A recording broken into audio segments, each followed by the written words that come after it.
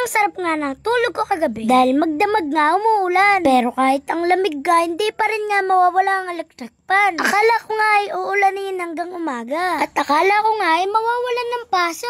Nang mga oras na ito ay nagsasaing na nga si mama. At eto nga mga inugasan niya nga kagabi ay nilipat na nga niya sa lagayan namin. Hindi niya nga dinadaratso dito ang mga kakaugas lang na pinggan. Baka nga daw makulubang amoy. Kaya pinapatuloy niya nga muna magdamag sa mga katulad ng mama ko na mahilig sa mga aesthetic na gamit. Check niyo na nga ang link sa comment section. At baka nadidiyan na ang hinahanap niyo. Ilang araw pa lang noong nalinis namin ang aquarium. Pero ang bilis nga yata magdumi ngayon. Mula nang magpalit kami ng pakain ng isda. Eto nga janitor fish ko ay pagod na ata sa buhay niya. At hindi na nga magampanan ng kanyang trabaho. Huwag ko kaya pasahodin ito ng isang buwan.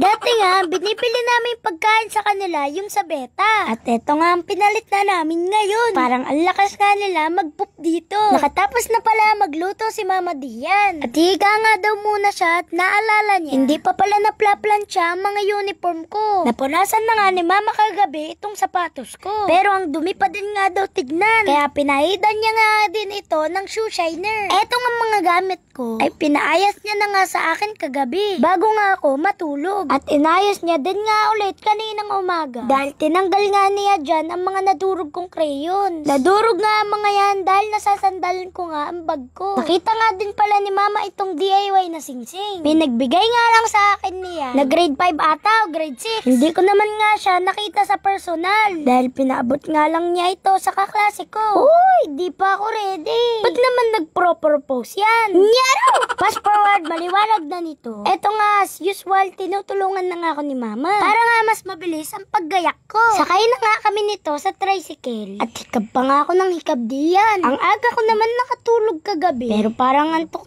na naman nga ako. Hindi talaga ako morning person. Kamusta naman? Maulan ba dyan sa inyo? Eto na naman nga yung nakakatamad na panahon. Yung parang gusto mo na lang humiga maghapon. Speaking of ulan, parang babagsak na naman nga itong ulan. Ay pagkakulimlim ng kalangitan. Hindi na nga ako nagpatid kay Mama Dian. At wala nga din siyang dalang payong. Ay baka nga abutin pa siya ng ulan sa daan. Nung paalis na nga daw sila, narinig nga ako ni Mama na ako'y sumigaw. At paparahin niya nga daw sana ang sinasakyan niyang tricycle. Kaso nga lang ay nahiya nga daw siya. At parang nagmamadali nga ang driver. Pagdating ni Mama dito kay na Mamila, naabutan niya pa nga itong pinsan ko. At paikab-ikab nga din dito. Sasama nga daw si Mama sa paghatid dito sa pinsan ko. At nag-overthink nga daw siya sa narinig niyang sigaw ko. Iniisip niya nga daw ay nadulas ako. Naalala nga din daw niya na bukas ang zipper ko. At nawala nga sa alaala niya na sabihin yun sa akin. Nandito na nga din siya sa school at dumaretso na nga din daw siya sa room ko. At pinatawag niya na nga lang daw ako sa kaklase ko. Tunay nga palang bukas ang zipper ko. Kung hindi pala bumalik si Mama, ay naku po.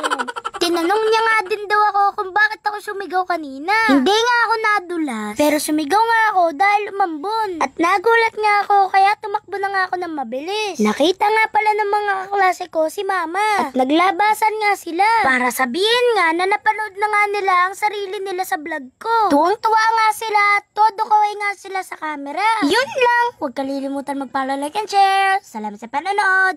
Thank you, Lord.